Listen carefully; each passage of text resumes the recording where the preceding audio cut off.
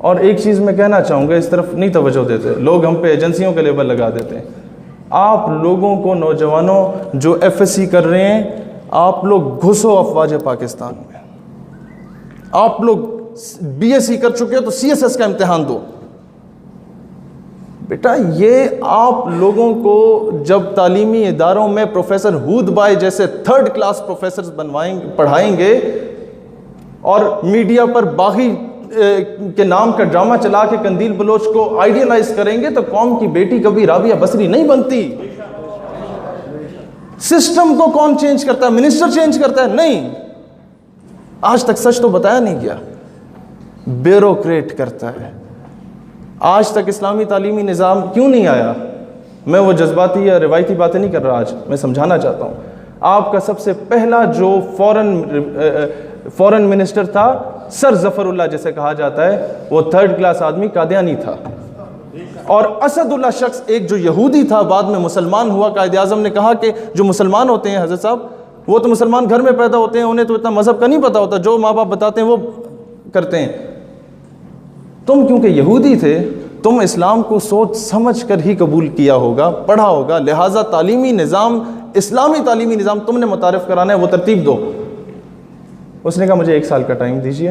اتنے میں قائد اعظم انتقال فرما جاتے ہیں. لیاقت علی خان وزیر اعظم آتا ہے، اور ظفر اللہ کو جب یہ خبر پہنچتی ہے نا کہ بھئی اسد اللہ صاحب تو اسلامی نظام تعلیم متعارف کرانے، ہم تو کافر قرار دے دیے جائیں گے، ہم تو منکر ہیں ختم نبوت کے. آپ کو پتہ ہے ظفر اللہ فوراً اس کی پوسٹنگ کروا دیتے ہیں خلیجی ریاستوں میں ایز این ایمبیسڈر.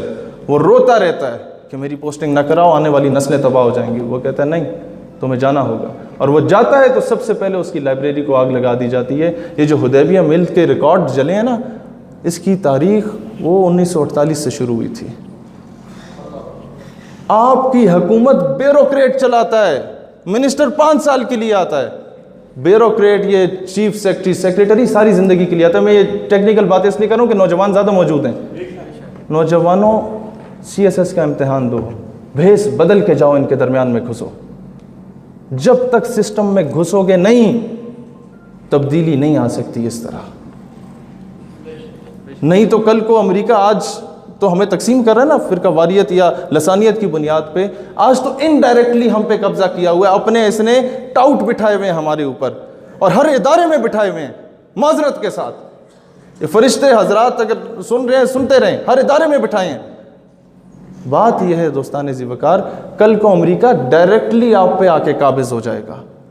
پھر آپ صرف اس قابل رہ جائیں گے کہ گھر کے باہر امریکہ مرد آباد، امریکہ مرد آباد لکھ سکیں گے اور کچھ نہیں کر سکیں گے. لہٰذا آج بچوں کی تربیت کریں اور ان کو افواج میں بھیجیں، پولیس میں بھیجیں، ڈسٹرکٹ مینجمنٹ گروپس میں بھیجیں. کل کو سسٹم تب تبدیل ہوگا. اداروں میں اپنے آپ کو مضبوط کریں. قادیانی آج ہر ادارے میں موجود ہیں. آپ کو بہتر پتا ہے کہ 12 ربیع الاول کے جلوس پہ چکوال میں جب اٹیک کیا گیا، ہمارے مسلمان شہید ہوئے، انہی کے لواحقین کو جیل میں ڈال دیا. پتہ چلا پیچھے 2 قادیانی آفسرز موجود تھے. تو ایسے لوگ، میں جنرل قمر جاوید باجوہ سے بھی یہ مطالبہ کرتا ہوں کہ جناب جو آفیسرز پکڑے ہیں سی آئی اے کو انفارمیشن لیک کرنے والے، ان کو سرعام پھانسی دی جائے تاکہ باقی نشان عبرت حاصل کریں. کوئی ایسی حرکت کرنے کے پیچھے پہلے تائید کرتے ہیں آپ لوگ. تو دوستان ذی وقار، جو سب سے زیادہ مسئلہ بنتا ہے یہ وومنائزنگ، یہ عورت کے پیچھے پڑ جاتے ہیں، یہ شراب کے پیچھے پڑ جاتے ہیں. ہر مقتدر ادارے میں کئی ایسے لوگ موجود ہیں. آج ہمیں ضرورت ہے کہ ہمیں اپنے افواج کا ساتھ دینا ہے، لیکن درمیان میں ہر ادارے میں موجود غداروں کو نکالنا ہے، چاہے وہ حکومت میں ہو، چاہے وہ کوئی منسٹر ہو، چاہے کوئی وزیر ہو، چاہے کوئی مشیر ہو. اور اب یہ میں صرف 1 منٹ چاہوں گا، یہ درس ہمیں کس نے دیا ناموس رسالت کا؟ لوگ آپ سے پوچھتے ہیں نا، او جی مولویوں پیچھے پہ گئے ہو. انہوں نے بولا نہیں جی، ہمیں یہ درس قائد اعظم نے دیا تھا. غازی علم الدین شہید کا کیس قائد اعظم نے لڑا تھا. ہمیں یہ درس علامہ اقبال نے دیا تھا. غازی علم الدین ڈیفنس کمیٹی علامہ اقبال نے بنائی تھی. قائد اعظم جیل میں جاتے ہیں اور کہتے ہیں علم الدین تم ایک مرتبہ کہہ دو میں نے گستاخ کو جب قتل کیا تو میں ہوش میں نہیں تھا، تو میں تمام ثبوتوں کی روشنی میں تمہیں رہا کروا سکتا ہوں. علم الدین تاریخی جواب دیتا ہے، جناب والا زندگی چے پہلا کم کیتا ہے جڑا ہوش چ رہ کے کیتا ہے. پھر اب کمرے کمرہ عدالت میں جب جاتے ہیں تو جج انگریز تھا، ثاقب نثار نہیں تھا جو خود کو مسلمان کہتا ہے، انگریز تھا، خود کو کافر کہتا تھا۔ وہ کہتا ہے جناب والا علم و دین، تم نے گستاخ کو قتل کر کے قانون ہاتھ میں لیا، تم نے توہین عدالت کی ہے۔ علم و دین پھر دلیری سے بولتا ہے جج صاحب جب آپ توہین عدالت برداشت نہیں کر سکتے تو مسلمان توہین رسالت کیسے برداشت کر سکتا ہے؟ یہ جو تھرڈ کلاس بندہ مسند وزارت پہ بیٹھ کے یہ کہہ رہا ہوتا ہے یہ چھوٹا طبقہ ہے، میں بتاؤں یہ چھوٹا طبقہ کیا ہے؟ اسی چھوٹے طبقے سے تعلق رکھنے والے مولانا عبدالستار خان نیازی رحمۃ اللہ علیہ، جب ان کو گرفتار کیا گیا سب سے پہلے تو ان کے پاس جنرل ضیاء الحق مرحوم کے اے ڈی سی کو بھیجا گیا۔ وہ کہتا ہے نیازی، یہ سنیے گا بڑے غور سے، وہ کہتا ہے نیازی صاحب آج کے بعد آپ ان تحریک ختم نبوت میں نہ نظر آئیں، حالات ٹھیک نہیں ہیں ملک کے۔